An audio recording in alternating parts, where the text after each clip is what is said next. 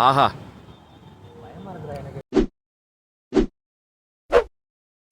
மின்னலை பிடித்து மேகத்தில் துடைத்து பெண் என்று படைத்து வீதியில் விட்டு விட்டான்.